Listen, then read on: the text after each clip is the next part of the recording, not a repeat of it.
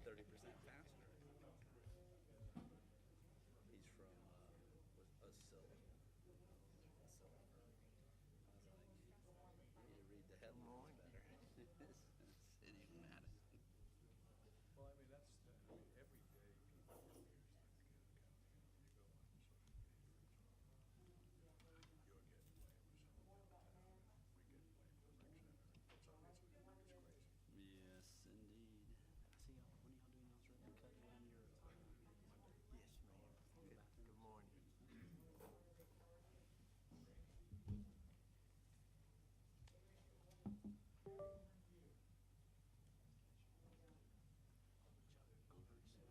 Monday? Yes, ma'am. Good morning. Morning, Betsy. Hey, good morning. How are you?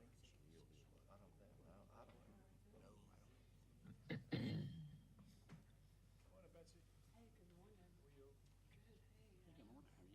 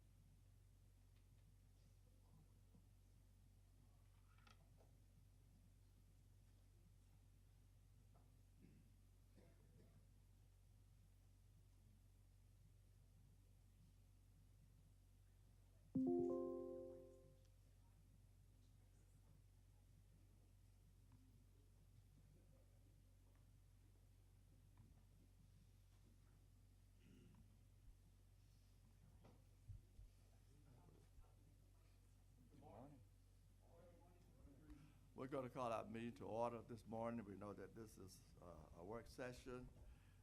We're going to be talking about our budget this morning. I would ask if you have cell phones to please turn them off at this time or put them on silence. And we will stand and have pledge of allegiance by Councilmember Reed and prayer by Councilmember Malinowski. I pledge allegiance To the flag of the United States of America and to the republic for which it stands, one nation, under God, indivisible, with liberty and justice for all. I asked the mayor if it was okay if I read the civility pledge that we got our guiding light. The way we govern ourselves is often as important as the positions we take. Our collective decisions will be better when differing views have had the opportunity to be fully vetted and considered. All people have the right to be treated with respect, courtesy, and openness. We value all input. We commit to conduct ourselves at all times with civility and courtesy to each other. May it be so.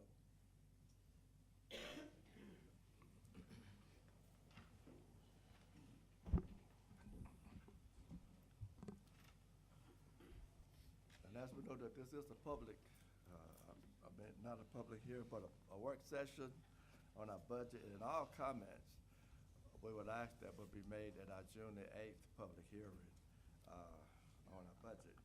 We're happy to have with us this morning our county manager, Adam Metris, and Adam is going to speak to us just briefly this morning. Adam, if you're ready, we are. Thank you, Mr. Mayor. I'm delighted that we're joined today by our county manager. As you know, we've been working very closely with the county trying to assess the potential impact of some legislative proposals. The county had intended to come before us earlier in the spring, but the state kept moving the goalpost, and so it wasn't.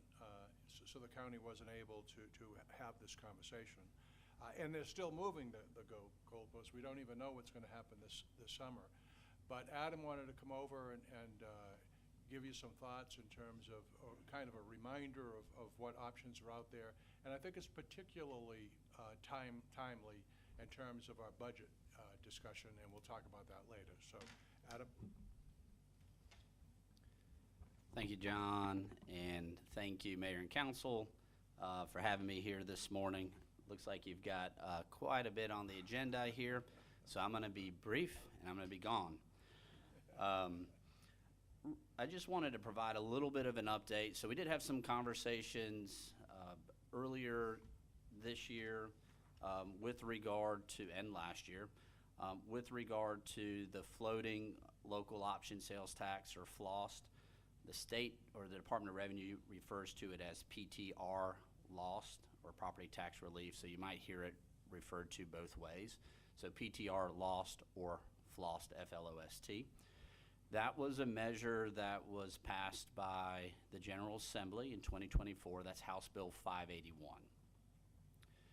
The only thing to note there that Morgan County did, and the municipalities as a result of House Bill 581, is that we opted into that legislation because primarily we had the option to opt out.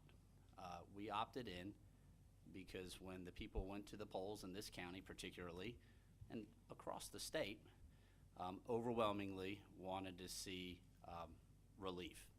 And so we followed what it is that the will of the people, which is often what we do in government. And so we implemented that.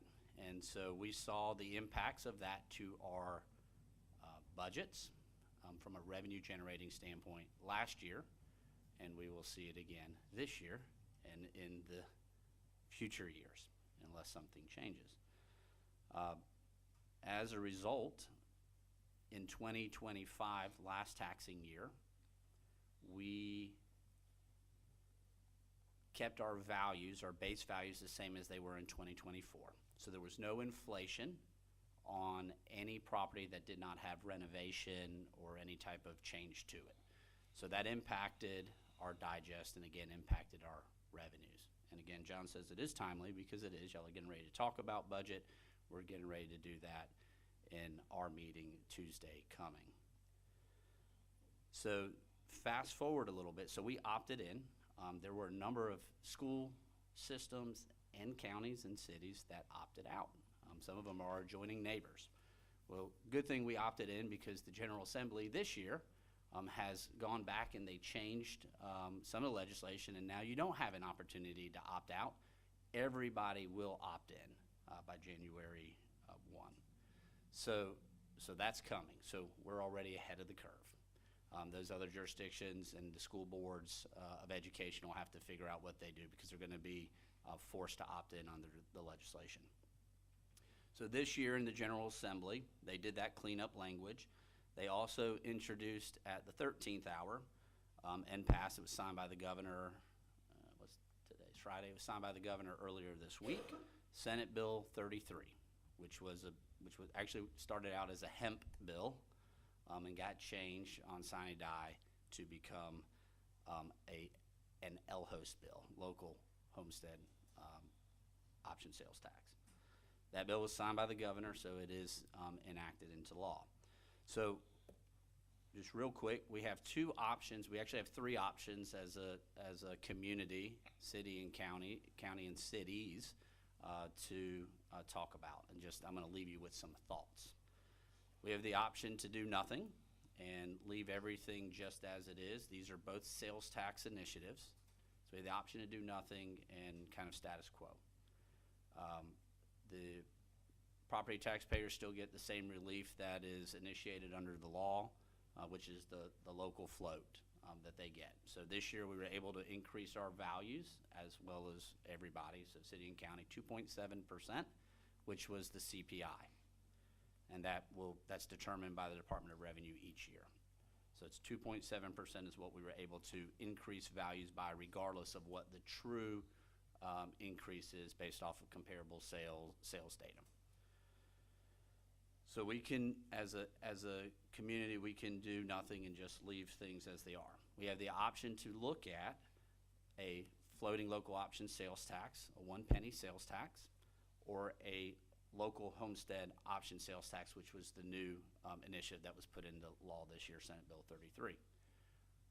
The difference between the two are pretty minor, with the only exception that FLOST, the one we were talking about earlier this year, gives relief across the board to all property types. So homestead properties, non-homestead properties, commercial, industrial, those type of things. The local homestead option sales tax, or LHOST, provides relief initially just to homestead properties. And so the discussion that you all have had around your tables, that we've had around our tables, and they've had around the state, is providing tax relief to our property, to our homeowners. That's what the initiatives have been about the last couple of years. So the LHOST allows just that. It gives the relief first to homesteaded properties. If there's additional revenues collected that exceed the local homestead properties, then it would start to be distributed to the commercial, industrial, the other type of pieces that make up our tax digest. That won't happen in Morgan County. We don't collect enough revenue on a penny in a year. We collect about, on average, 7 to 7.4 million based off of our latest trends is what we collect as a whole per year for 1 penny. So where does that leave us? It's a conversation that we'll need to continue between the cities and the county about whether or not we want to pursue one of these options or nothing. You can't pursue both. Either one of these options would create a new penny sales tax to our existing sales tax. That penny, once generated, comes back to the county, and the county or the cities don't get extra pennies to put in their pocketbook to run services or anything like that. Whatever's collected then goes back to the property taxpayers as full relief. So let's just say $7.4 million. You have to collect it before you relieve. So you collect it, whatever you collect by a specific time in law, then gets credited back to the taxpayers. So it's not a revenue generating source of income for the city or the county to do any type of extra services. It is a direct tax relief through millage rollback that goes back to the taxpayers. So it doesn't help us or y'all or anybody with their budgets. Your budget's still your budget. It just gives an additional, it's cost shifting, right? Instead of creating it for your homeowners on their tax bills, you're collecting it at the storefront. So, and we've had this discussion before. We know that based off of data analysis that we have, is that we collect a large portion of our sales tax revenue from those that travel through our county and do not call Morgan County or City of Madison home. So there's a benefit there. Versus if we do nothing at all, then the payment comes from our taxpayers directly, 100%. There's no cost share. So those are a couple of options. One requires an intergovernmental, the FLOSS requires an intergovernmental agreement, which we had talked about earlier this year. The LHOST, on the other hand, is a little bit different. No intergovernmental agreement. It does require a local act of the General Assembly. So the General Assembly has to pass, or we submit local legislation for them to consider. They would take that legislation up in both chambers, and then ultimately a signature by the governor. I don't see why they would not be inclined to do that, because this is their piece of legislation. But that's just what it requires. It requires a local act of the General Assembly first, and then and once you get that, then it requires voter approval at the local level. So the General Assembly has to pass it first, and then the voters, more importantly, in our jurisdiction, have to pass it as well. That's for the LHOST. The FLOST is an IGA and still requires a referendum and local passage as well. So two different options to collect the same 1 penny. How it's distributed is different. One gives relief to your homestead, your property owners first, and if there's excess funds, which there won't be, it would then go to the commercial, the non-homestead. The other FLOSS does it across the board, so homestead and non-homestead, but your it's distributed across the board, so your homestead property owners don't get the same amount of relief that they would have otherwise. I've said a lot in a little bit of time, and hopefully didn't confuse you too much. I'd be happy to answer any questions if y'all have. And I'd just like to say that we'll continue the line of communication with Adam. I would suggest at some point that there might be a joint meeting between our council and the county to gather their thoughts in terms of a decision, in terms of what option makes sense. This is particularly interesting because it goes to the burden sharing of the overall budget or whatever. So there are implications in terms of the conversation we're going to have right now. But I really appreciate Adam coming over, and he has a flyer that we'll print off for you and hand out. And Mr. Mayor, at some point, I'm sure the county chair will be reaching out to you to have a joint meeting to discuss this. Thank you, Adam, for coming. Thanks, Adam. Appreciate it. Appreciate that. A quick question, if I could, Mayor, for Adam. Would I be correct, Adam, if either one of these proposals does go on the ballot and get passed by the voters, that would put Morgan County at the state mandated cap of 9% for sales tax? That's correct. And you currently have somewhere in the neighborhood of around 40 counties that are at that level already when they put Flossed on their ballot back last year. So you have a number of counties that have made that. I think I can only speculate, but I think with the new option, the LHost option, you're going to see more counties put those measures on.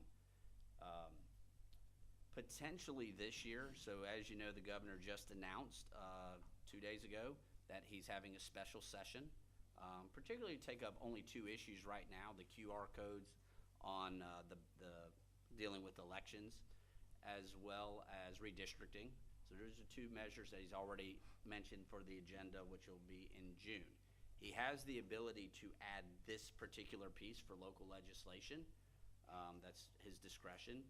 If he does, and jurisdictions were to push that, ask for the local legislation in the June special session, it is possible that you could put an LHost on the ballot this November, as soon as this November, with collections in January, starting in January 28th. The Flossed, you already have that option to put it on the ballot this November. They did change the law a little bit with regard to both of these, with when you can put measures of this type on the ballot. You can't do it. Used to, you had a broader range of when you can put it on, like special elections or primaries. They've tightened the language to allow the most people, when we see obviously greatest voter turnouts usually in a general election. So it is tied specifically to the general election. So you have an option that you can do one currently in November of this year, potentially the other if the governor adds it to the special session, and you do that. But yes, it does put you at the max, 9%. And again, I'll get you a exact number, but I know we're pushing over 40 counties that are already there. I think you're right about the trend. When I looked at that a year ago when we first discussed it, I think there was maybe like 10 counties that were at the cap. And just in less than a year, it's gone up to 40, and it will continue to go up for sure. Yeah, I think, and I know your position, you and I have talked about that. I know your position on, cost shifting. All right, that's a local question, right? That has to be asked and answered by the respective legislative bodies as well as the people. There's no doubt you don't get rid of money or revenues. You're shifting that cost, and so the question that has to be asked and answered is: do you shift that cost at a from a sales tax perspective, even though our residents do shop and spend money here in the county, we know it not as high of a rate as what others do as they pass through. But we see that and we feel that. You feel it in your pocketbook on the front end in some regard, or certainly on the back end when you get your tax bill. It just depends on whether you're paying it incrementally or all at one time. Thank you, Adam. Appreciate it. Absolutely. Mr. Mayor, we have our budget presentation, but before we begin, I'd like to recognize our finance director who wants to discuss your binder, your budget package with you. Yes, good morning. In front of you, you have the proposed budget for fiscal year 2027 binder, and I'll just run through real quick what's included. You have the city manager's budget transmittal letter, then Madison's utility blueprint, which is a presentation from Carter and Sloop. In the side pocket, you have a presentation from Aaron Wadley, our roads engineer. You have the proposed budget presentation, as well as the budget summary. You have a list of proposed capital improvements, projects, and a 5-year CIP. On tab 6, you'll also have a health insurance reform that's being proposed. Other list of items for reform, a millage rate comparison. Included in tab number 9 is the actual line item proposed budget, and then the proposed schedule of fees. Thank you very much, Karen. Mr. Mayor, and through you to the members of the council, good morning. Today we are here to present the fiscal year 2027 budget. This work session is designed to simply present the budget to you for the first time and to give you our recommendations on a budget obviously you have yet to review. By law, we give it to you first and we'll post it online today. We will be having our public hearing on June 8th, which is the forum for public comment. We plan to thereafter have a session where an actual vote can take place. We present today a balanced budget that spends public funds as they were intended. The basis of the budgetary reform package, first and foremost, reducing spending. We're spending too much. Next, we fund our infrastructure plan with funds designated for that purpose from funds citizens pay in their monthly water bill, and we are starting to get serious about our infrastructure. And lastly, working with our county, we consider permanent funding with a modest increase in the sales tax and the hotel motel tax. Our reform package first demands accountability from ourselves before asking anything from our residents. Working with our dedicated Financial Advisory Committee, we will soon present a long-range financial plan with advanced modeling to serve as our financial blueprint. We will deliver an infrastructure plan that details real costs and presents a thoughtful plan to implement and empowers you, our elected officials, to see all of the capital projects at the same time, and once and for all, allowing you to set our citywide priorities. You know, they say necessity is the mother of invention. So true. This budget reassesses our operations, not to slash and burn, but to streamline, eliminate inefficiencies and redundancies with tried and true solutions that other communities have implemented years ago. It advocates a compensation structure that rewards our employees who show up every day and deliver results for this community, one that highlights what compensation components are important to them. This isn't your father's Buick anymore, and we need to change with the times. These are all tough decisions, but they are critically important. Let's begin with a reflection on what this past year has meant and what it tells us about who we are as a city. Several years ago, our citizens completed a comprehensive survey. Their message was unmistakable. Their number one priority is preserving and protecting the unique character and charm of Madison. Mr. Mayor and council members, you heard that message and you acted. This council has a track record of doing difficult things well. You have faced issues that could have permanently altered the fabric of this community.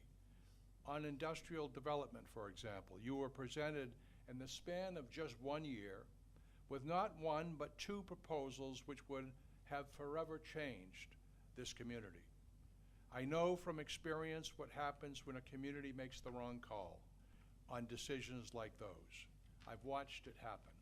The consequences are generational. You took the more difficult road, and Madison won. You went to work and said no more blind annexations where you annex something in, then find out later what you got. Then you approved zoning changes that mandated standards for truck traffic until we finally get a bypass, water and sewer capacity, and maximum building sizes. You stopped what would have exacerbated existing conditions, and you refused to approve development out of scale and out of character for this city, and the city won. On traffic congestion, the second most important issue identified by our residents, you made the bypass a clear priority and codified it in our transportation plan.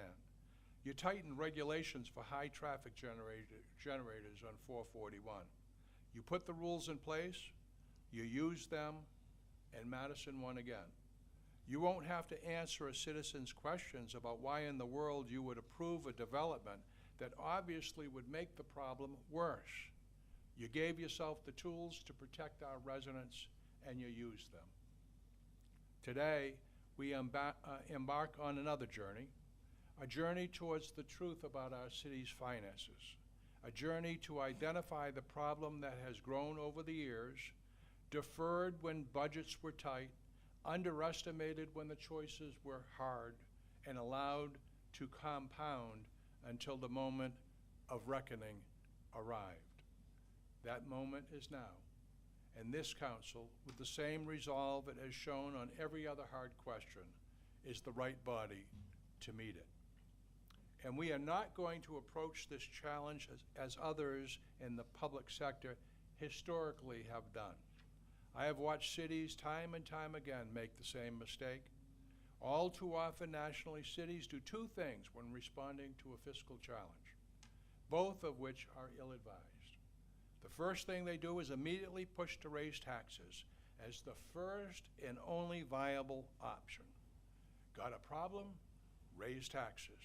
They say it's not a spending problem, but a revenue problem. In and of itself, that is not only unfair, but it's also irresponsible. Secondly, they threaten to cut services. If you don't support what we're proposing, we are going to cut your services. That punishes the very people we are supposed to be serving. We do neither. But our greatest threat today is not the challenge itself. Our greatest threat is the temptation to convince ourselves it isn't that serious, or that someone else, some future mayor or council or city manager can deal with it later. Our residents don't want that. They are feeling the pinch of rising costs every single day. The last thing they need is a city government that passes the problem along to be fixed at some future date at hugely higher costs to the taxpayer rather than solving the problem now. They expect us to fix this, and that is exactly what this budget is all about. At its core, public service carries a simple but profound obligation to act in the best interest of the people we serve, placing their interests above all else. Every decision in this budget flows from that obligation. It is why we're here today, and it is the standard against which our work should be judged. Today we'll hear testimony that should put to rest, once and for all, any question about the severity of what we face. Our financial experts, our engineers, our certified public accountants, our auditors, our public works staff, they've all reached the same conclusion. You have heard it at not one, but two retreats. We could go out and ask 2 or 20 or 200 more, and we'll get the same answer, because it is obvious and it is true. Our infrastructure has been neglected. Funds have been used in ways other than for their intended purpose, and we need to stop doing that. The good news, every one of these professionals sitting before you will tell you that the problem is eminently fixable. My message to you is unequivocal. We do not have the luxury of time. We must act now. I've managed not one, but 2 cities that have earned AAA bond ratings. I know what it takes to get there. Our goal should not be to simply plug a hole. Our goal should be to make Madison a model of financial excellence, because Madison excels at everything it commits to. Why would we not add financial responsibility to that list? A compelling case for urgency could be made by looking at any one of our infrastructure challenges in isolation. Sewer, water, roads, stormwater, gas. Each one by itself presents a real financial threat. But we have challenges in every single one of these areas, every one of them, at the same time. As years passed without action, the possibility of a perfect storm, a simultaneous unplanned emergency across multiple systems, became a probability, possibility to probability. A stormwater failure, a water or sewer plant malfunction, a road sinkhole, a sewer pipe beyond repair. It was once possible. Now it's probable. The question is no longer if, the question is when. And you heard from those that have contended that we are overstating the problem, that things aren't that bad, that we can get along with a piecemeal approach, kick the can over a number of years.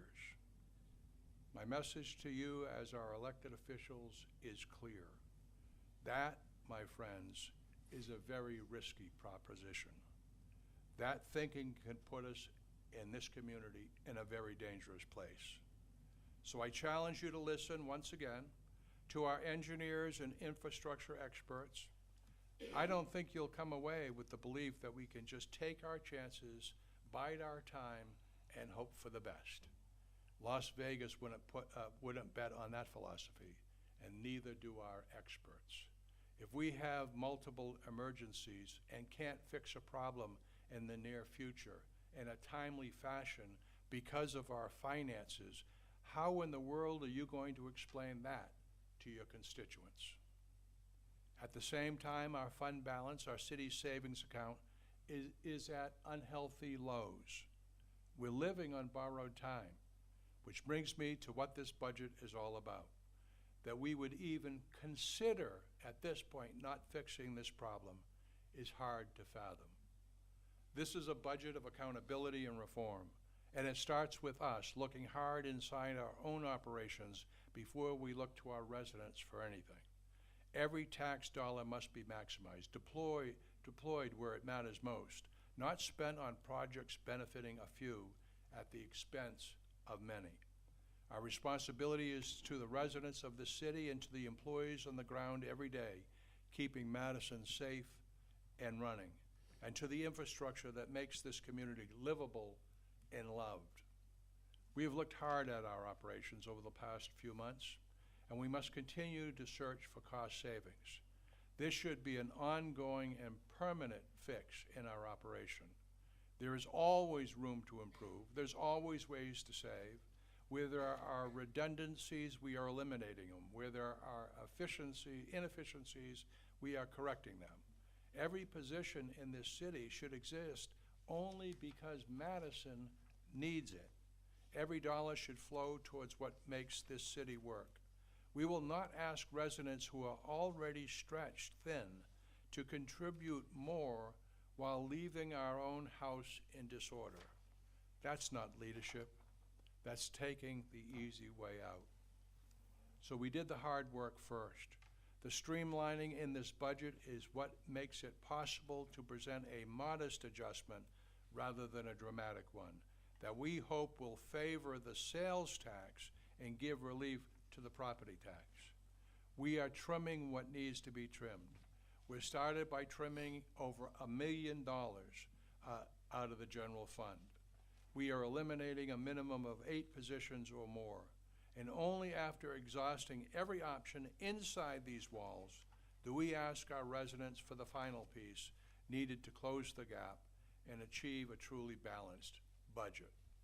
And we hope that we will collaborate with our friends at the county, as discussed this morning with the county manager, and give our citizens the ability to choose a sales tax option instead of a permanent property tax increase. The people of Madison deserve a government that is lean, effective, and honest, one that puts the health of our city's streets, pipes, and people ahead of organizational convenience.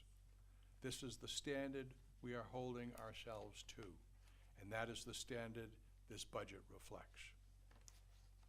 Before we present the numbers, we will hear once again from the professionals who know our infrastructure best, because to understand the infrastructure challenge is to understand the financial one. We will hear from Sean Wood, our dedicated Public Works Director, who will set our stage. Then from consulting infrastructure engineer Marty Boyd of Carter and Sloop, who knows our systems well, and we will detail the challenges ahead. And from our own valued staff, Larry Stevens, Adam Ruach, and city engineer Aaron Wadley, who will address our sewer, water, roads, and stormwater situation. These are the people who are in the field and see the problems every day. They are the city's best, and they need our help. And today, we begin to give it to them. And at the end of the process, Mr. Mayor, we need to reach agreement on two fundamental issues. One, acknowledgement that a problem exists. And two, agreement that we must act now. Madison can't shy away from a tough decision when its future is at stake. The people who live here, who choose this place for its beauty and character and community, don't need us to be comfortable today, to take the easy way out, to kick the can yet again. They need us to act. They need us to make tough decisions. They need us to be courageous. Future generations are counting on all of you. Continued inaction will put them in a bad place. They deserve our attention. They deserve a city that is healthy and strong. They deserve no less. So, Mr. Mayor, let's turn to our professional staff and consultants. Let's review one last time the issue of the condition of our infrastructure, and then we will present to you our budget proposal. Sean? Thank you, Manager Clem. Good morning, Mayor and Council. My first day with the City of Madison began with a sinkhole on North Main Street. That was my introduction to Madison's aging infrastructure system.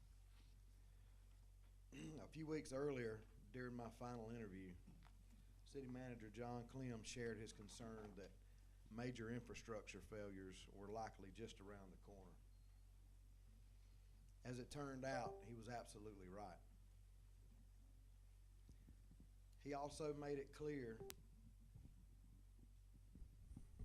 sorry about that. He also made it clear that Madison could no longer afford to keep kicking the can down the road when it came to deferred maintenance and infrastructure planning. He told me that he was bringing me here to help get Madison's infrastructure back on the right track, and he asked if I was up to the challenge. I can confidently say that my team and I are fully committed to that mission, and we're taking an all-in approach to moving Madison forward. For years, our staff has kept these systems operating through hard work, creativity, and reactive maintenance. But at times, it's felt like we're holding critical infrastructure together with popsicle sticks, wood glue, and duct tape. The truth is, real reactive maintenance is no longer enough. We need real planning, real engineering, and a focused long-term strategy. Madison's infrastructure report card confirms the challenges many of us have recognized for years. The water system, aging asbestos cement water lines, and increasing main breaks. The sewer system, significant inflow and infiltration issues that are tied to aging clay pipe. The gas system, near full capacity, millions in upgrades required. And of course, roads and sidewalks, noticeable deterioration, and years of deferred pavement maintenance. Our overall infrastructure grade is a D+. Now, we're already taking action instead of waiting for the next emergency. In partnership with Carter and Sloop Consulting Engineers and Marty Boyd, the city's already advanced to the final stage for several GFA funding opportunities. These proposed projects include $3.3 million in water line replacements, sewer rehabilitation and inflow and infiltration reduction planning, comprehensive asset management planning, lift station resilient upgrades, including generators and flood protection measures. Many of these projects include 75% to 100% principal forgiveness, creating a major opportunity to improve infrastructure while reducing the burden on taxpayers. Marty and his team understand that communities like Madison cannot solve decades of deferred maintenance overnight. They understand the importance of having a clear roadmap and focused capital strategy moving forward. Today's discussion is about moving from reactive repairs to proactive planning and building infrastructure systems that are stronger, safer, and more reliable for the future. You will also hear from Mr. Larry Stevens and Mr. Adam Ruart, both of whom have dedicated many years of service to this city. They'll provide an insight into what it takes to keep this infrastructure operating and the reality of what separates a good day from a bad day in the field. After that, you'll see what Aaron Wadley, our city roads and drainage engineer, has to say about our recently completed Pavement Conditions Index report and the pavement management program, as well as our new stormwater utility. But first, I'd like to introduce Marty Boyd with Carter and Sloop Consulting Engineers, who's joining us remotely to discuss the strategic direction we believe is essential for Madison's infrastructure future. Welcome Marty and his team.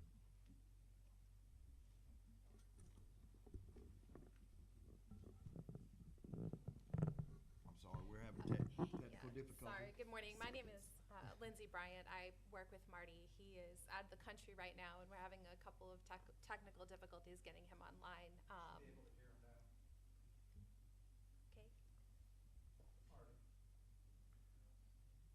He was on earlier, right?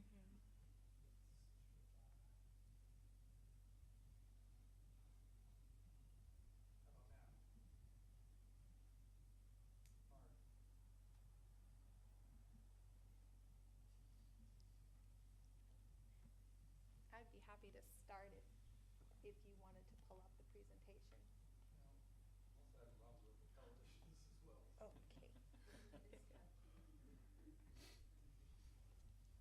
He says he can hear and see us, if that's helpful. Okay. Okay. I'll go ahead and get us started if nobody minds while we work through the IT issues so we don't have to just sit here. And the presentation is in tab 2. You can follow along. Yes. Do you mind pulling the mic a little closer to you, Lindsay? Absolutely. Thank you. Is this okay? Okay. Good morning. I apologize for the technical difficulties. My name is Lindsay Bryant. I work directly with Marty Boyd at Carter and Sloop Consulting Engineers. If you'll turn to the second page, you'll see a brief highlight of our credentials. Marty is the president of our company. He has spent the last 36 years of his career designing water and sewer systems for cities and counties throughout Georgia. I've got 14 years of research and engineering solutions experience for public utilities, particularly in water and wastewater treatment. And we have been blessed at Carter and Sloop to work with the city of Madison for the past 7 years on various water and wastewater utility projects. During that time, we've recognized a shared mission of keeping Madison a great place to live, work, and visit. To accomplish that, we have to build resilient utility infrastructure because it's a foundational element to sustainability and community. It plays a critical role in conserving resources and supporting long-term health and safety of all citizens. To build a future for Madison, we must develop a robust, strategic capital improvement plan that plans your capital projects out for the next 10 years in a prioritized timeline with scenario testing various methods of financing, including some combination of cash, grant, and debt to protect your capital asset condition, debt service coverage ratio, and net position. Great. I think Marty's good to go now and he can jump in. I don't know, Lindsay, you're doing such a good job. Thanks. Okay, I think I'm in charge of slides. Give us 1 second, Marty, to pull the correct presentation up. Okay. Okay. How's my audio? We can hear you great, and you are Okay. on redefining resilience slide. Gotcha. Well, thank you, everyone, for the opportunity to be here this morning. I apologize I cannot be in person. I had a trip planned with my family. My son is doing a study abroad, and so unfortunately I'm not in the country at the moment. So thank you again for the opportunity to be here. And Lindsay, feel free to jump in and tag team with me. Lindsay knows as much about Madison's utility systems as I do. What does it mean to have a resilient utility system, and why is it important? When most people think of resilience, they think of weatherproofing, and while that's important, resilience is also about surviving the continuous stress from daily operational decay of your infrastructure. And I think what you're going to hear from your city staff is exactly that, the challenges that they face day to day with an aging infrastructure. I'm not here to scare you, but explain the realities of what you're facing. And unfortunately, you have a ticking time bomb buried underground, and I'll explain why. Let's go on to the next slide, please. So the reality is deferred maintenance is really painful for your community because you've switched from a proactive reinvestment to reactive emergency repairs. And so when you don't fund your enterprise funds appropriately to give your staff the money that they need annually for routine repair and maintenance, you ended up pushing that burden on them and letting them deal with problems in a reactive state. And I'll tell you from my decades of experience that when you are doing emergency repairs on utility as opposed to planned maintenance, you're oftentimes paying a multiple of the actual fee. So in other words, a repair that may cost routine maintenance may cost you, $100,000 may end up costing you $500,000 under an emergency problem.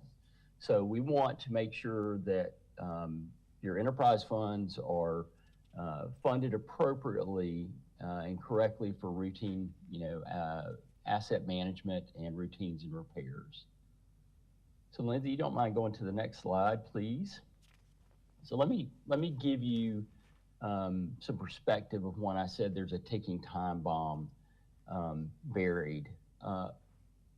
You need to think about in terms of service life of utilities and what is the appropriate service life of say a water line, for example. Is it 20 years? Is it 50 years? Is it 100 years?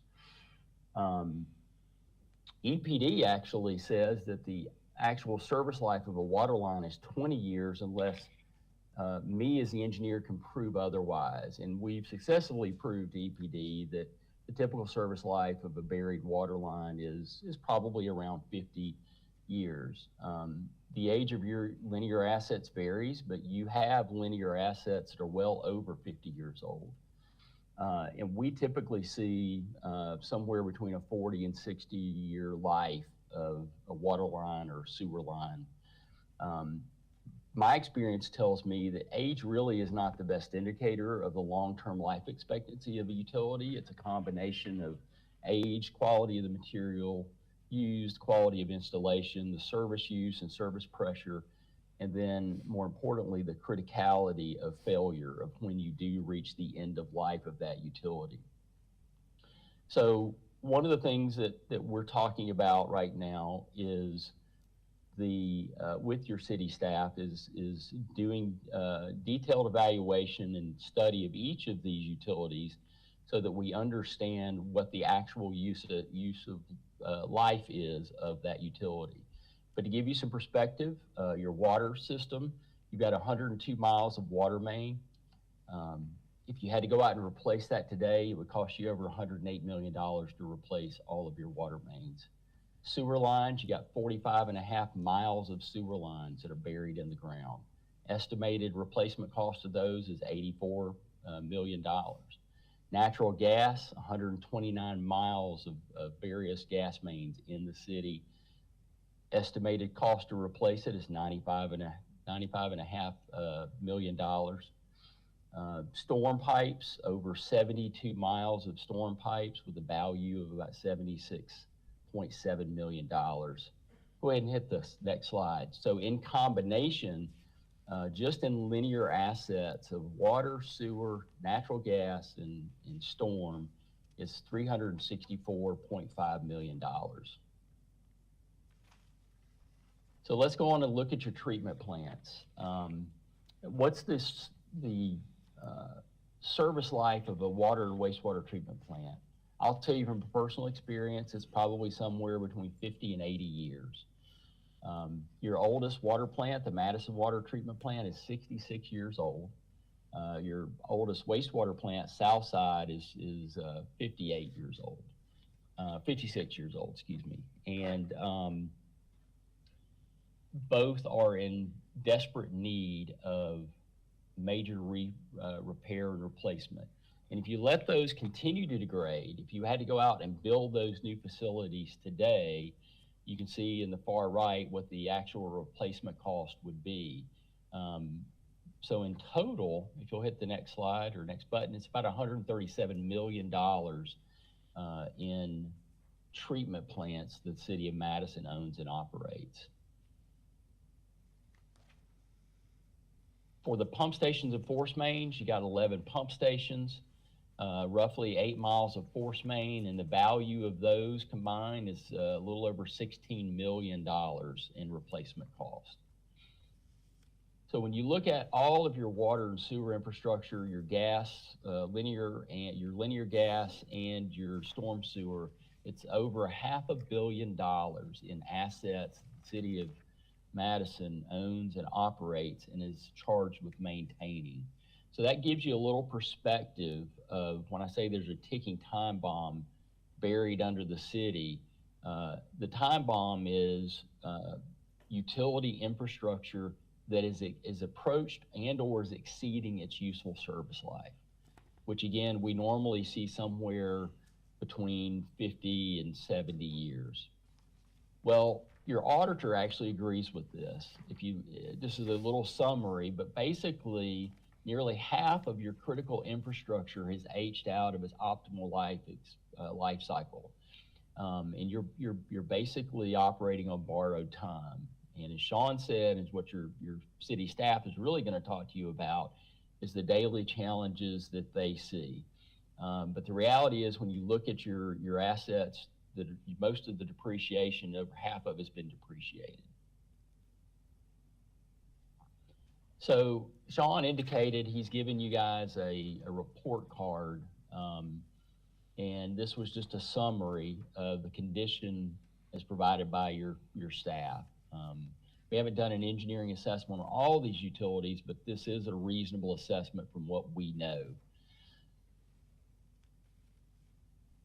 All right. So when I said, just to give you an idea of what you need to be spending annually on replacement cost, if we go into the assumption, because I like simple math, that you're going to get 100 years of useful service life out of a water main, sewer main, and gas main, which I'm going to tell you, you're not going to get that out of all of your utilities. But if you did, you need to be replacing 10% of your utilities every year. And so when you look at that chart your water mains, you got 102 miles of water main. If you replaced 10% of your system a year for the next 100 years, you would have to replace a mile a year, and that would cost you a little over $1 million a year. If you get 50 years of service life, you would double that. So what we're saying is your minimum annual CIP budget should be around $3.6 million a year, just in replacing your water and sewer lines that have exceeded their useful service life. So really, what's the next steps in developing the blueprint? Well, there's a couple of things you need to be aware of. Number one, regulatory requirements are changing the landscape of what we do. Your Oconee water treatment plant withdrawal permit capacity is in jeopardy. You have a signed agreement with Georgia Power that if you don't meet the conditions of that permit withdrawal, Georgia Power will actually reduce the amount of water availability that the city of Madison is going to have. And that's going to hurt growth potential as well as reliability of your water system. You actually have new nutrient limits that are impacting your wastewater treatment plants. They have more stringent limits. The most urgent problem is with the Southside wastewater treatment plant. You've had a new, much lower, much more stringent phosphorus limit that plant has never had before, and it's going to take significant upgrades in order for that facility to meet its new permit limits, which should go into effect somewhere around 2027. So the clock is ticking on that infrastructure upgrade. Things that we see on the horizon is PFAS, the forever chemicals in your drinking water and wastewater. EPD is going to continue to ratchet down those requirements. We're already dealing with disinfection byproduct limits. They continue to tighten. We are working with you guys on active lead and copper rule. And the things that we see on the horizon beyond PFAS are going to be microplastics, nanoplastics, pharmaceuticals, and endocrine disruptor compounds. These regulations are emerging and inevitable.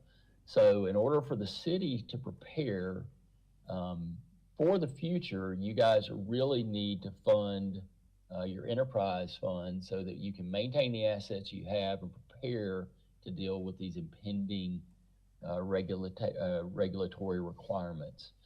I'm not going to dive into the gas utilities, but there are some regulations that are tightening as well that are going to impact your gas infrastructure. And you can read more about those, and Sean can give you some updates as well. So our recommendations for the next steps in building a resilient city is to continue to collaborate with city staff, complete this engineering evaluation of water, sewer, and storm utilities, determine needs and priorities. We need to understand your assets and what the long-term life expectancy they have. We need to develop a strategic capital improvement plan with a 10-year program period based on priorities identified. We need to work with your financial advisor for scenario testing, various methods of funding, and prioritize those prioritized CIPs. And you guys need to develop an outcome-based budget for those utilities enterprise fund to achieve that annual CIP. And as Sean indicated, we've actually started this process for you guys. Lindsay, on your behalf, on the city's behalf, submitted 2 funding applications recently to GFA, in which the city was awarded a $50,000 loan, but it has 100% principal forgiveness. So you can think of it in terms of a grant, and that was Hurricane Helene Drinking Water SRF planning loan, and it's to help us work on developing an asset management plan. So that's going to be basically $50,000 of free money that GFA is giving the city. The other program is Hurricane Helene Drinking Water SRF water line replacement. It's a $3.3 million loan, but $2.475 million in principal forgiveness. In other words, you got a 75% grant. You can think of it that way on that project. GFA doesn't call them grants, but that's the way to think of them.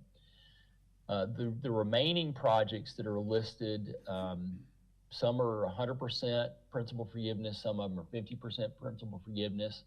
They're on GFA's intended use plan and fundable list, and we're waiting confirmation from GFA on whether or not you're going to receive this funding that was requested. So this is a good first start in helping the city build their resilient infrastructure. And that's all I have. I'm available for questions if anyone has any, or Lindsay as well.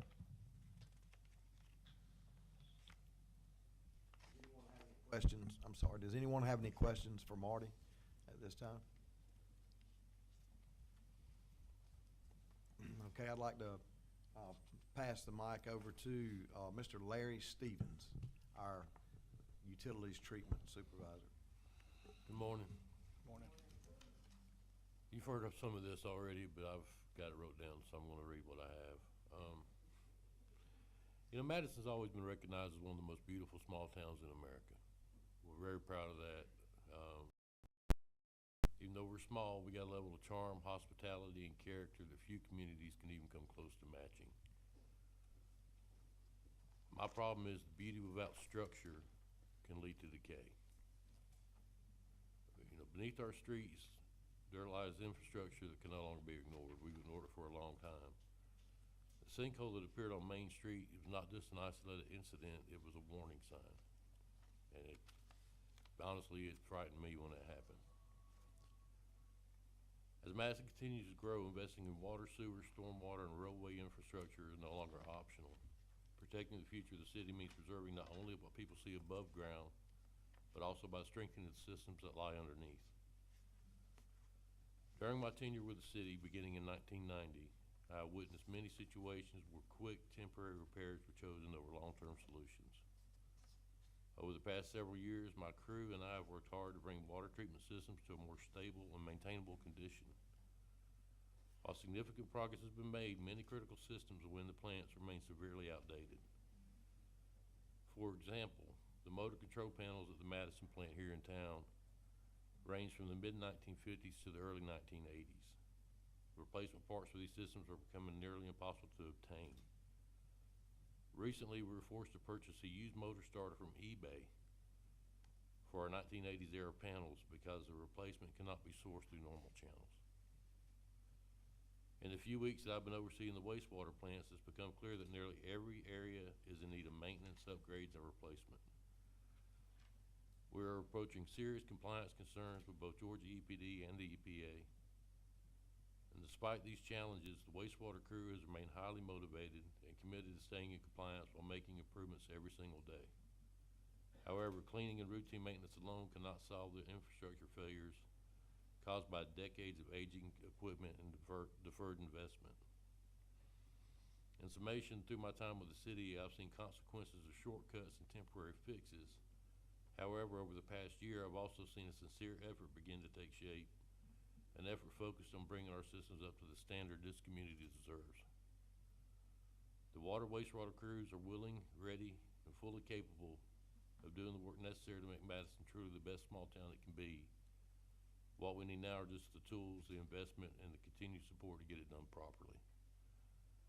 And I would also like to formally invite all council members to do an annual tour of all 4 facilities, so you can see firsthand both the challenges we face and the progress we are committed to make and will make.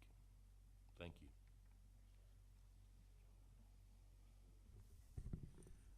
Okay, next, Mr. Adam Ruark. He is our water distribution, wastewater collection supervisor.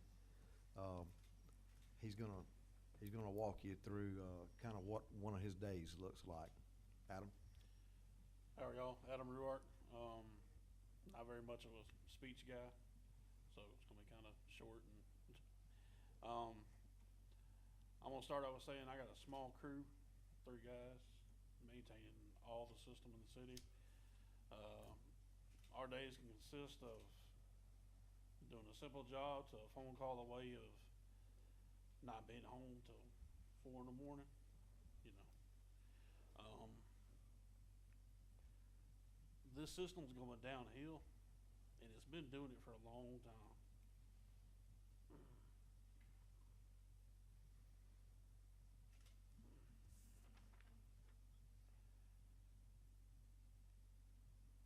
And for the safety of everybody, it needs to get updated. Everybody drives around town, you go down the road, you see the road sunk in a little bit, that's gonna be a sign of the sewer system starting to fail. Dead giveaway. We need the resources, the people, so we can start maintaining and fixing all the infrastructure. Right now, I mean,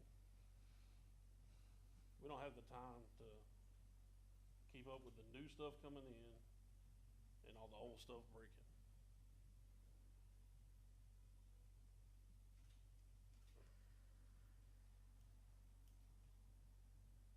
And I care about the city. I've been here 14 years. So it's kind of personal to me.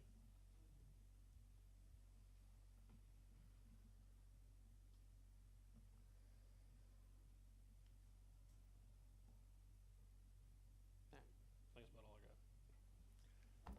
Thanks, Adam.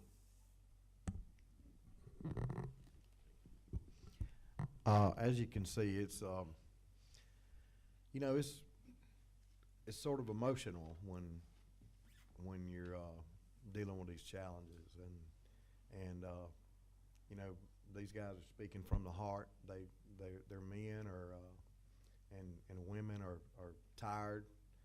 They don't know, you know, if they get a holiday, you know, they're always waiting for the phone to ring. And it's usually when a holiday comes up and you're supposed to have a day off with your family that they get that phone call. So, long story short, this is the position we're in. We didn't, you know, we didn't ask for it, but we're definitely, this team is nimble, and we're resilient, and we're up to the challenge, and we're definitely all in on turning Madison's infrastructure around. Thank you. You have any questions? Okay. Next up, we're going to invite Aaron Wadley, our storm drain and road engineer, to speak. Thank you. Thank you, Sean, and Mayor and Council. So the city has undergone 2 asset management studies in the last many years. We did a stormwater inventory and condition assessment before Sean came on board, and Sean had a roadway assessment done this last year. So we're going to talk about that a little bit, what some of our current needs are, and what are the minimum we should be spending a year just to maintain what we have in roads and drainage. We do have a presentation. It may or may not come up on the screen, but it is in the front pocket of your binder, which just means I got it to the staff late. So, all right. So first, we're going to talk about roads. There's some big numbers up here, but much smaller than our utility numbers. So on the right is just a snapshot of what the roadway inventory and assessment looks like. It's a heat map based on condition, with blue being excellent, green being good, yellow being fair, red being poor. So let's talk about the treatments there. Starting at a poor road, currently we're resurfacing those, doing deep patching, but a road in poor condition really needs full depth replacement, FDR. Very expensive treatment. It's out of budget right now, so we're not doing it at the moment. But if we want to maintain our roads appropriately, we should be spending more on those treatments. A fair road is a road that needs deep patching and resurfacing. A good road is a road that we should be looking at preserving, spending a little bit of money to keep it add years add life to that road, make it go further. An excellent road has been resurfaced in the last few years. Currently, if we were to fix our worst roads throughout the city right now, we'd need almost $5 million. It's a big number, and it's just the truth. It's what we're currently in need of FDR on about 7 miles of road. If we were to fix it appropriately, we're spending about $450,000 a year right now, which is resurfacing about 1.6 miles of our 49.6. It's around a 35-year replacement not on the road, but just on resurfacing. We should be looking somewhere around a 20-year replacement on most of our roads. Some of our busier roads might be more than that. But if we are just to maintain the asphalt on the road, and we're not talking about rebuilding roads, just to maintain the asphalt, we should be spending a minimum of $620,000 a year just on resurfacing. Let's go to the next page. Oh, I've got that right here. Beautiful. Yeah. All right. So it just talks a little bit about where we need resurfacing. PCI 50, that's the red roads. They've already failed. PCI 60, pavement condition index. They're about to fail, and we need to do some deep patching and resurfacing on those immediately. However, if we can spend money up front, and I'm going to go back to the map. I'm not sure I can zoom in, but you can see on your sheet. If we can spend money on the green roads and spend a little bit in preservation, talk about the cost here. To resurface a road costs $250,000 a mile on average. The city pays a little bit more because you usually have a smaller scope. By piggybacking on a county contract, we can save money and get that down to around $220,000 a mile. But if we're gonna replace a road, do full depth replacement, we're about $500,000 a mile. If we spend money on pavement preservation, we can, which is alternative treatments, micro, fog seal, different things we can do. You're going to average about $75,000 a mile, significantly cheaper, and you're adding anywhere from 6 to 10 years to a road. But you have to hit it when the road's still in decent shape. So the spending money up front, we currently can't afford to do that because we're so far behind on just maintaining our asphalt. So preservation is far cheaper than reconstruction, but we really need to get our annual resurfacing budget up to around $620,000, and that's just to maintain our system. That's a 20-year replacement on asphalt resurfacing only. You've got a bigger issue on your roads, and we've got to resurface our roads, but the bigger issue is what you've heard everybody talking about. It's what's happening underground. Your sewer, your water is going to cause your roads to fail, and it is in many places. That really is the biggest risk on your roads at the moment. And I really encourage you to jump on board with a plan to get your sewer particularly in order, because we're going to continue to see sinkholes under the road, and if we rebuild them, we do spend money on full depth replacement, spend $500,000 a mile or more. If the sewer line fails under that road, you're still going to rebuild the road again.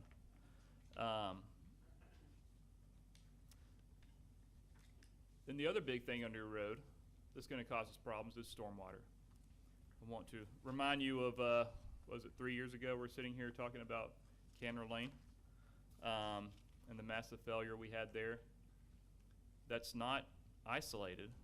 That's just what happened. That's going to happen somewhere else in the city, multiple places in the city. It's happening, and we can't see it right now. It's the reason we did a condition assessment. I'll come back to this slide, but this is just a snapshot from the condition assessment.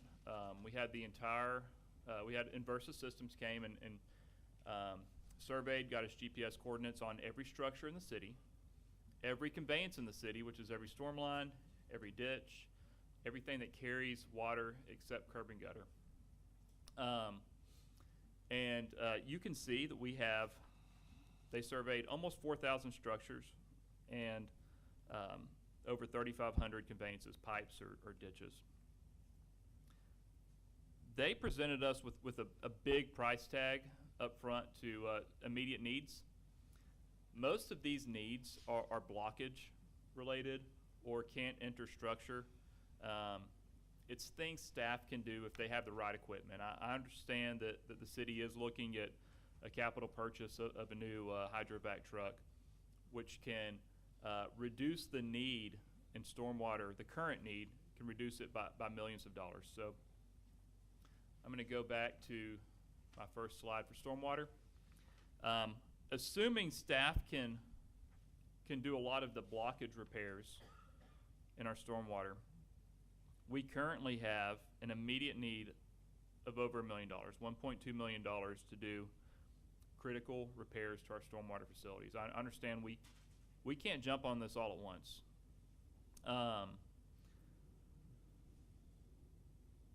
But we will begin to see failures.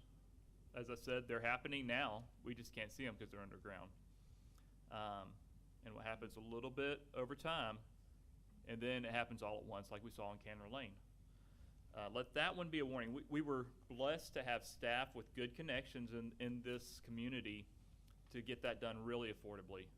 That could have been over $1 million repair all on its own. And honestly, in any other community, probably would have been.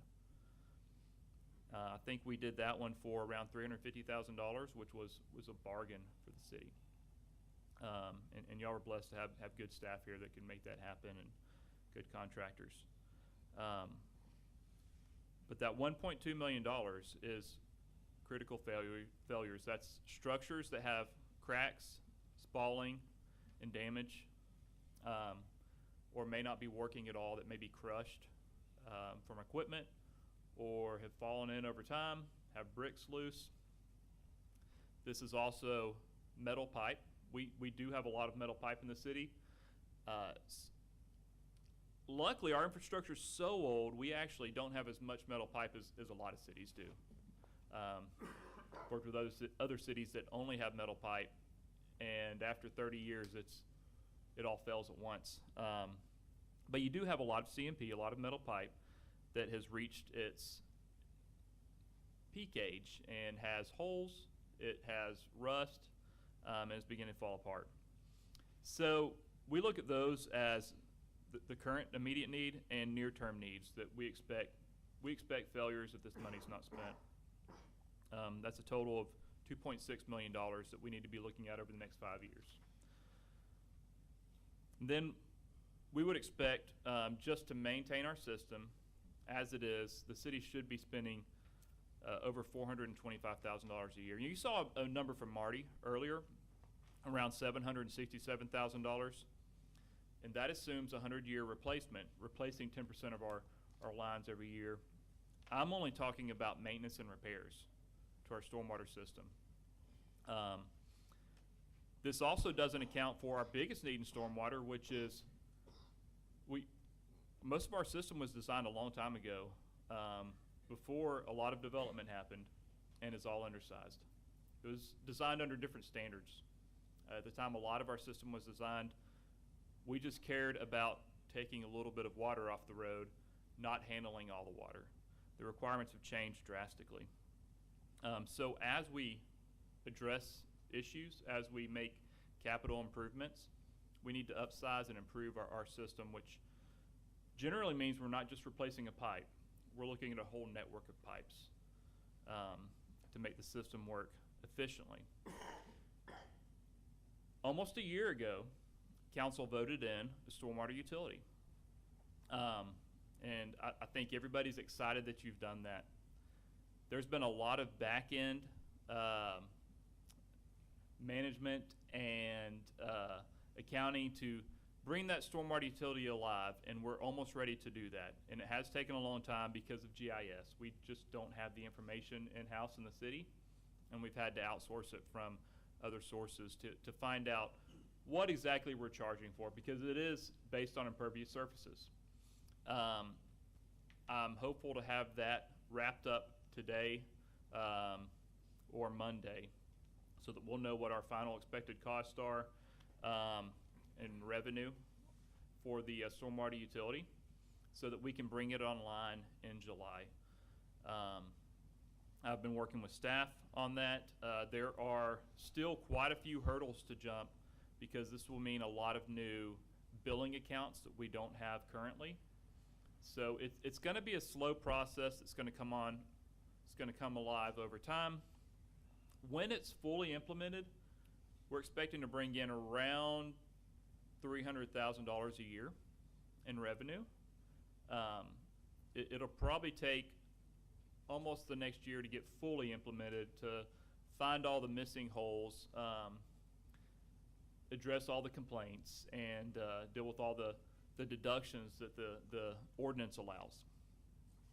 So we have a little revenue, but that still has a big shortfall that needs to be addressed. Sorry, I'm getting long. Yes.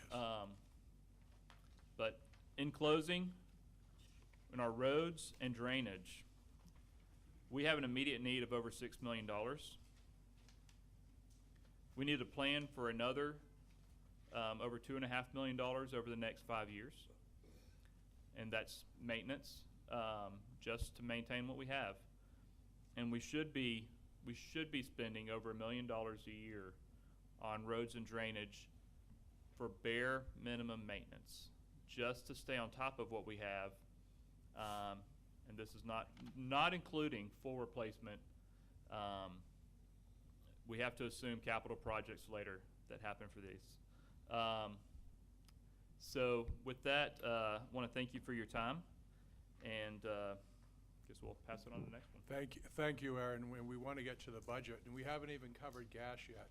I would just leave you with this thought. You've received communication and talked to folks that are of the belief, honorably of the belief, that this isn't a big problem. We can put it off. We only have $20 million worth of liability. We have 3 projects that meet or exceed 20 million in themselves. A water plant, a gas line extension. This is not a problem in any one area. It's a problem in every area. And the riskiest thing we could do right now is do nothing, or believe that this isn't a problem, we can kick the can. We'll do a little bit this year and a little bit next year or whatever. The same panel will be back next year. They'll be talking about greater consequences or whatever. This is not a small problem. The good news is we can fix this.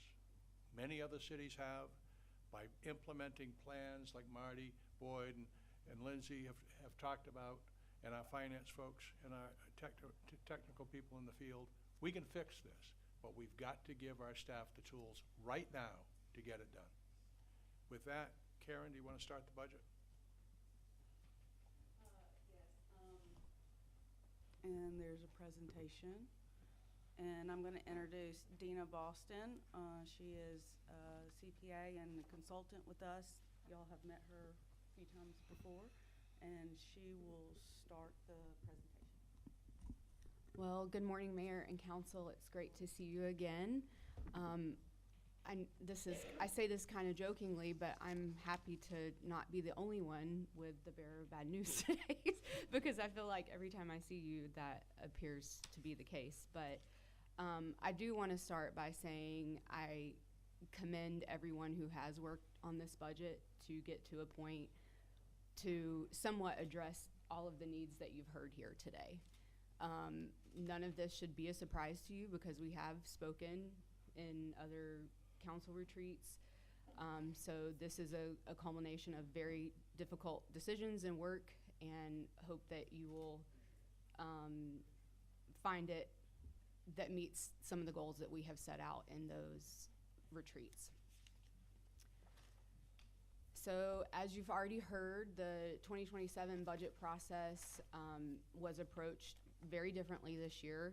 The main goal was to restore the city's overall financial health, and that required considerable effort to do so because in the past we have used funding sources that has created the infrastructure problem that you have heard about here today, in that we were transferring money from enterprise funds to the general fund to fund operations. So we have been very conscious in eliminating those, as well as reducing expenditures, operating expenditures, creating efficiencies where we could, and increasing revenues when we could not cut any more expenditures. So the budget, the proposed budget you will see before you today, does reflect an overall change in years past in which you are not relying on those interfund transfers. So those were eliminated in this budget cycle, in the proposed FY27 budget cycle. No transfers from water, sewer, or gas are included to fund the general fund, and that is a very big step in the right direction. It also represents the first year of a long-term, and you'll see on the next slide, a 3-year plan to invest in the aging infrastructure that you have heard so substantially about today. So we're very proud to be able to present some resources to help address those needs. And then finally, the budget before you and the operating funds eliminated the use of fund balance to be balanced. So you've heard in my prior presentations that currently the general fund has a fund balance outside of the policy, minimum fund balance policy, and we're seeking in this proposed budget to begin restoring that fund balance in general fund, as well as the operating piece of the enterprise funds. So as a reminder from our retreats, this is the 3-year plan and kind of the goals we were seeking with presenting this budget to you. Year 1 being fiscal year 2027, which is the proposed budget you have before you. As I mentioned, we took a very hard and difficult look at the operating budget. You will hear from staff as to how those reforms were implemented, what they've taken into account, the dollar figures associated with those. We've eliminated those transfers. I know that that is like a broken record, but you can see how that has impacted the infrastructure problem. And so we've recognized that and sought to eliminate those. And then replenishing the fund balance and revising financial policies throughout, including purchasing, all of that, so that we can help realize efficiencies within your operations.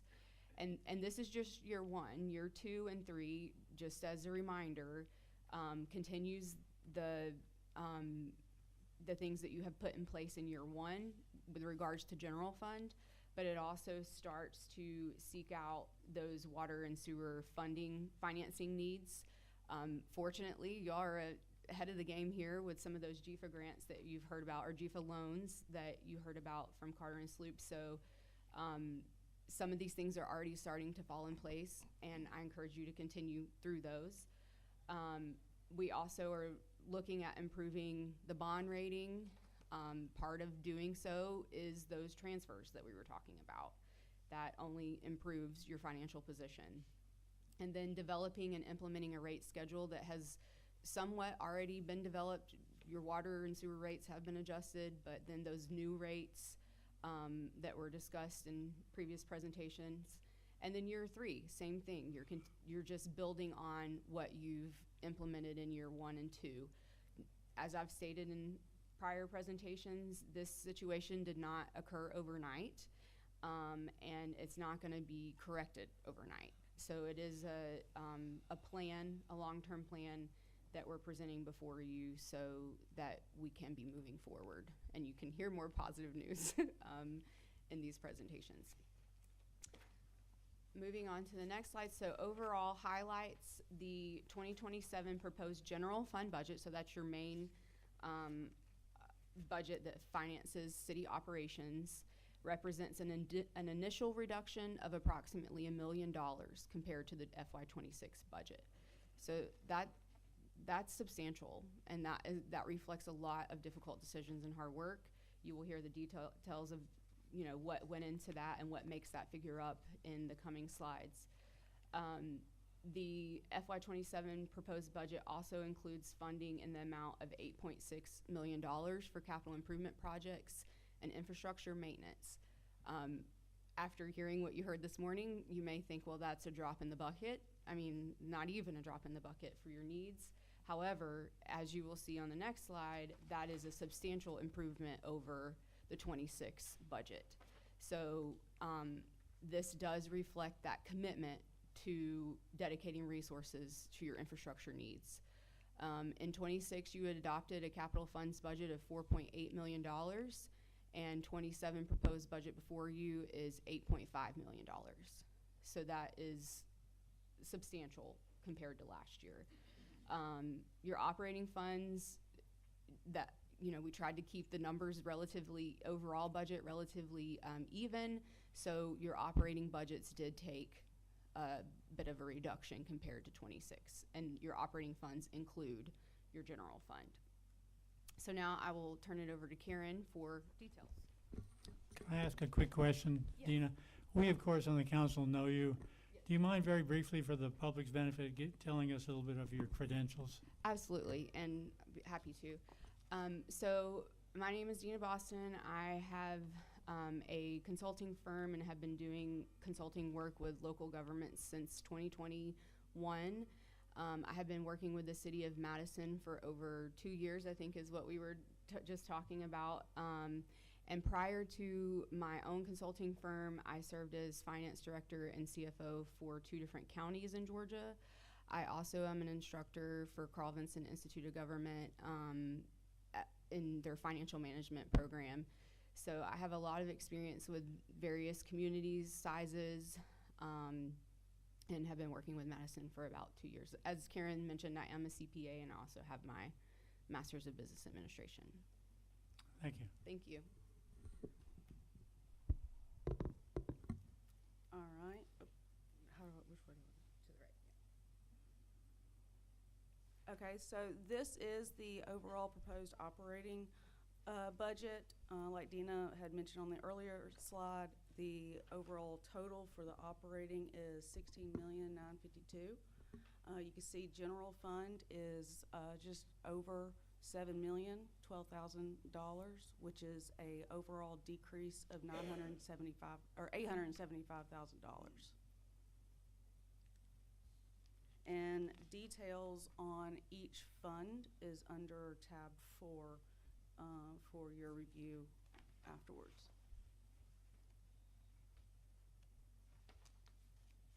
So this is the proposed general fund expenditure budget, and I'm going to go through the major decreases in each department. And again, the detail is in tab 4. So in mayor and council, the main decrease is due to a temporary reduction in conferences and travel cost. The city manager, there's 2 major changes in the budget, which is the restructuring of code compliance and a voluntary reduction in salary expense. And then the finance department, the main decrease is due to, again, temporary freeze on conference and travel cost and the elimination of a customer service clerk. And when I'm referencing a temporary conference and travel cost, this is not any type of education that is needed for a certification or for continuing education hours. So the Main Street program falls under human resource, and the main decrease is an event sponsorship. We are not proposing to eliminate events at all. We're actually hoping to have more, but the goal is to have the private sector fund these events beginning in calendar year 2027. So in police, it reflects a 10% reduction. The interim chief of police has been with us for about 2 weeks. So he is currently looking at his budget in detail to make a recommendation on where exactly those reductions will fall. And we'll have this information at the June 8th meeting. Fire, with procurement improvements and from the finance department, the main reduction is in just miscellaneous operating expenditures and his small equipment. Public Works, again, procurement reform and improvements have resulted in operating expenditures reducing, as well as a vacant landscape maintenance worker position is frozen as well. Planning and development, the main reduction is due to the transportation plan being complete. The proposed budget also includes personnel restructuring by moving the grant administrator from a full-time to a part-time position, and also moving the part-time planner to a full-time position. This is the only new position that is being proposed citywide. And in addition to the recommended reductions from department heads, the proposed budget also includes a 3.5% reduction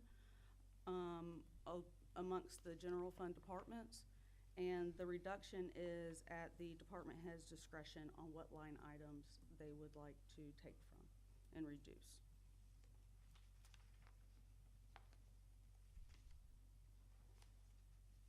So here you can see that the two largest departments is police and public works. And so this is the departments that make up the general fund.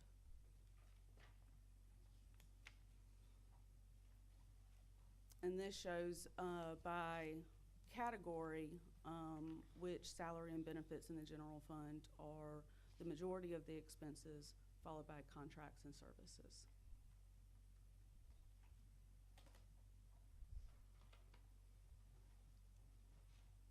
This chart shows the proposed general fund revenue, and we were able to take advantage a little bit of some natural increases in revenue sources.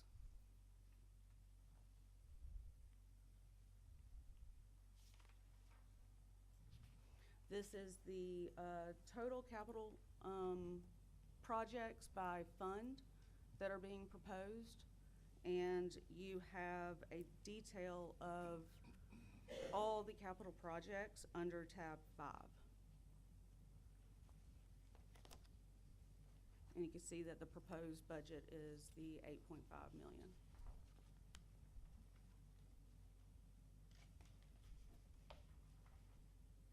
This is just to highlight kind of the major projects in SPLOST and T-SPLOST, which is Andrews Park, the remaining funds for SPLOST 7. The additional funding of the $1.2 million is in SPLOST 8 for future budget years. And then SPLOST 8 is the fire station, some vehicles, equipment, Hill Park playground equipment, Public Works needs a pole barn, and then also in SPLOST the remaining TAP grants and a actual stormwater project of Hill Park Creek stabilization.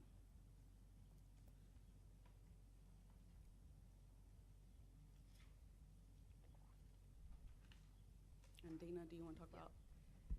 So at the onset of the presentation, we talked about the need and the goal, overall goal to restore fund balance. And as you will see at the top, the top 5 funds, those are considered your operating funds, and we have accomplished that goal in this budget. And I wanted to point out, especially for water, sewer, gas, sanitation, those are situations in which we're starting to accumulate resources to address the needs that you've heard about today. In the past, those have historically been used to fund the general fund. So that was one of the main goals that we set out to achieve with this, is to leave those funds alone and let them accumulate the resources that they need to no longer defer maintenance or start investing in some of these replacement costs.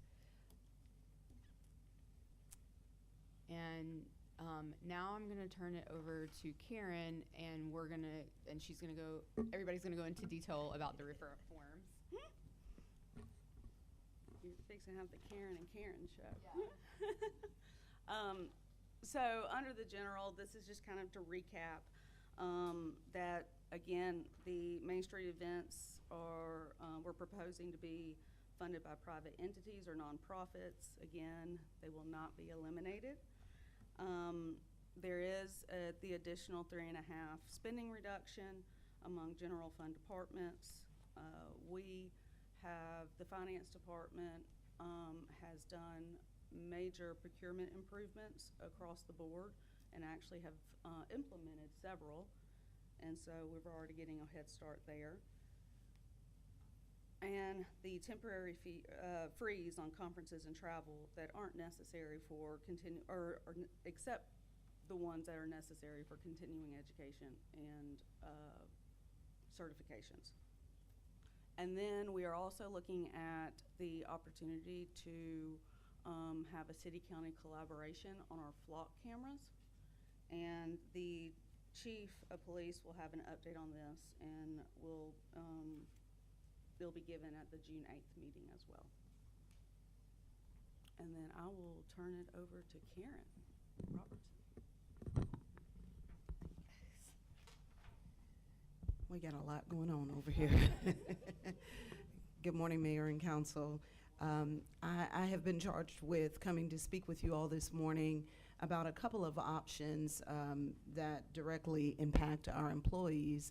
You've heard about a lot of vital assets in our city today, and I would be remiss if I didn't speak to how vital our greatest asset is, which is our employees, our people, the ones who show up here every day. And we know that they're definitely going to be impacted by this, but we've given a lot of thought and been very thoughtful with our employees in mind with these strategies which I'm proposing to you this morning. First, I'd like to speak to you about COLA, which is the cost of living allowance, and the alternative of a furlough. So this first recommendation is what we're proposing is a recommendation to implement the no cost of living for FY27 and no merit increases during this budget cycle. And we're looking at this just for 1 year as a part of the cost savings measure. And so this is projected to result in us realizing a cost savings of $140,000 in the general fund. In other funds, we propose that we'll receive a savings of $68,000 for a total cost savings of $208,000 there. Also for your consideration, we're looking at the furlough approach, and I recall being a part of a furlough implementation when I worked for state government. And so for this proposal, we are looking at just a 1 year furlough action that may require employees to take 1 week of unpaid leave. Administration determined that the proposed approach of no COLA and no merit increases to be the less impactful option for employees overall. Secondly, I'm going to share with you about some healthcare reform, and while finance and city manager sees this every day, I also see our healthcare each and every month. I look at our premiums, I look at our invoices, I speak with employees day in and day out concerning healthcare. And so healthcare sustainability really has become an increasingly significant challenge. Over the last 2 to 3 years, the city has experienced annual healthcare premium increases that have been ranging from approximately 18 to 21%.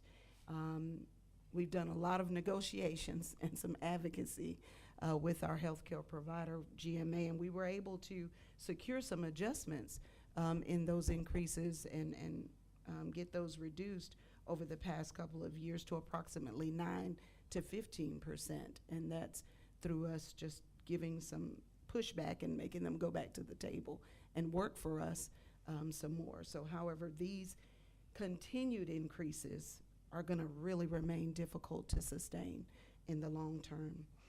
Historically, the city has offered what many might consider a premium or Cadillac level healthcare plan. That's something that I've been able to wear my hat on and tip my hat on when I'm doing interviews and doing recruiting, that we offer this excellent healthcare plan. And so while that level of coverage has been an important employee benefit, continuing at that level indefinitely is not financially sustainable. And so as a result, this proposed recommendation includes transitioning to a different medical tier, which is a plan through the Georgia Municipal Association Health Plan. This proposed plan is an option that would lower employee premium costs while also including a modest increase in co-pays, approximately $5 per visit. But it'll also realize an increase in out-of-pocket costs associated with certain procedures and services.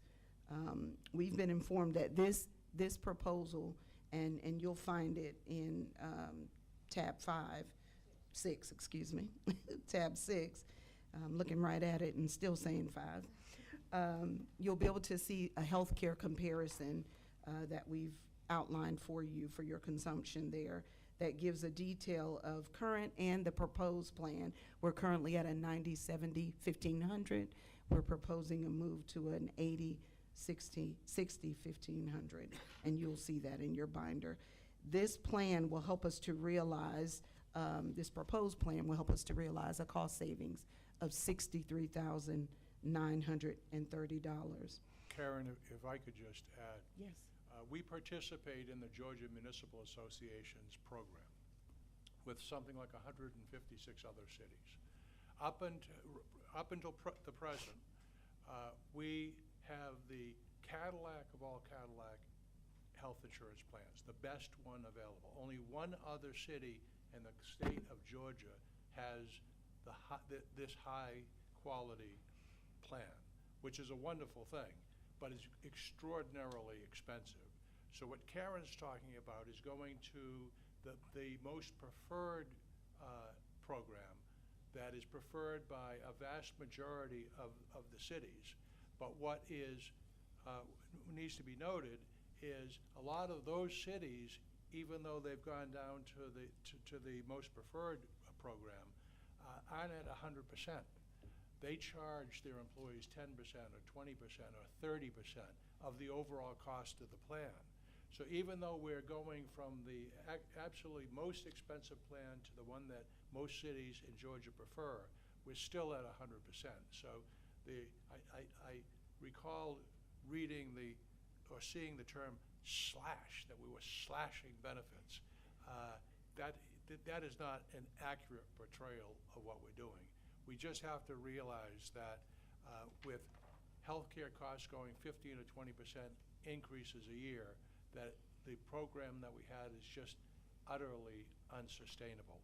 The other point I wanted to make is the taxpayer pays for that 100% of those of that plan, and many of our citizens don't have the luxury of the quality plan that our employees have, and yet they're paying for it. So this is a move that is necessitated out of the financial situation, but it leaves our employees at the most preferred plan and still pays 100% of that. So I just wanted to clarify that. Thank you, Manager Clem. He probably said that way better than I could, because I have a little softer approach, but absolutely, I concur with that. Also, as a part of the healthcare reform, we we are proposing an employee medical insurance opt-out incentive. And under this proposal is where employees would be, who are eligible to obtain medical coverage through another, whether it's their spouse or other qualifying employer-sponsored plan, they could voluntarily waive coverage through our city plan. And then employees obviously would have to provide us proof that they had coverage, because we have to be sure that they're covered. And as a result of this alternative coverage that they could secure, they would receive a $3,000 annual incentive payment. The purpose of this recommendation is to potentially reduce overall health care expenditures for the city while still offering our employees flexibility in coverage options. And additionally, as a cost containment measure, the proposed budget, as I move to talking about freezing vacant positions, the proposed budget includes freezing vacant positions. You've heard Karen speak briefly about that as well. Those positions which are identified as non-essential positions. So this recommendation is intended for to reduce expenditures while preserving existing employees and minimizing the need for workforce reductions. And so we shared this before you. Our employees are our most vital asset. We've given a lot of thought to this, and we knew that our employees will be impacted, but we have considered the options that will be the least impactful, that will help us to be able to sustain a strong workforce and ultimately to balance our fiscal responsibility. So thank you. Thank you, Karen. In the last box identified as government, I wanted to talk about a few of the things that we have done in terms of reforms to save money. The first one I've already talked to the council about in the past, and that's retirement reform. Many cities nationally and most private sector businesses have long since gone from a defined benefit plan, which is a wonderful plan, but is incredibly costly, to a defined contribution plan. I'm not proposing at all impacting existing employees. You know, they came to work for the city with an understanding of what the retirement plan was, and I don't want to alter that at all. But in several other cities where I've worked, we adopted a defined contribution plan going forward. And I'm mindful, I asked our HR director, who sits in on all of the interviews, over the last 2 or 3 years, how many applicants stopped the interview and said, well, I'm not sure I want to commit to the city unless you tell me what your retirement plan was. And I'm not sure she said 0, 1, or 2, but it was virtually not asked. It's not on the radar screen of those folks that are applying for our jobs. This will ultimately save sometime in the distant future, in 20 years or 25 years, the then city manager and the mayor and the council will be identifying $3 and $4 and $5 and $600,000 worth of savings. There's extraordinary amounts of savings in the future. So this doesn't save money right away, but it's a smart thing for the city to do in terms of financial stability. But once again, since the press is here, I want to make absolutely certain we're not proposing any impact on existing employees. The issue of privatization came up, and we looked at areas where we might want to pursue that. And I was reflecting on a city the size of Madison of 5,000, I was extraordinarily surprised that we had an in-house, excuse me, electrician. The wage, the salary, and the benefits for that position were $97,000. So when the person left city service, I talked to Sean Wood, and both of us are clearly believing that we should just have an on-call service from time to time like you do at your home, and when you need an electrician or whatever, as opposed to a $100,000 position. So this painful process has mandated or have forced us to do that type of review and analysis, and I think that that's a healthy thing for us to do. In terms of restructuring position, we had a retiring code enforcement officer that was being paid between wages and benefits $112,000 a year. And the position was, for the most part, 8 to 5, Monday through Friday. Although we were getting a lot of complaints, and I give our previous code enforcement officer incredible accolades for his willingness to come in regularly during the weekend, because we have a lot of complaints on Saturdays and some on Sundays. But for the most part, our coverage was Monday through Friday. So we converted the full-time, fully benefited position to 2 part-time positions, and we filled one already. And we're gonna save $60,000 on that one position, have the same hours of coverage, but have more flexibility, because one of the shifts will be a few nights a week and Saturdays, and maybe even part of Sunday or whatever. So we'll be able to be more responsive to your concerns about a lack of coverage. So that's just one example of restructuring things, saving money, and actually proposing something that should be more effective. We had a recent retirement in our wastewater supervisor, and working with Sean Wood, he recommended that we consolidate positions, and Larry Stevens, who spoke today, will actually be wastewater and water, and that's going to save significant savings as well. So by restructuring positions, we were able to become more effective, I think, but just as importantly, save tax dollars. Another issue I wanted to raise, just to plant a seed, that we need to address, and that's tax-based growth. Because part of the solution to the problem that we're in is to grow the tax base. Now, the challenge for us is that we don't want to blindly do that. We don't want to lose the character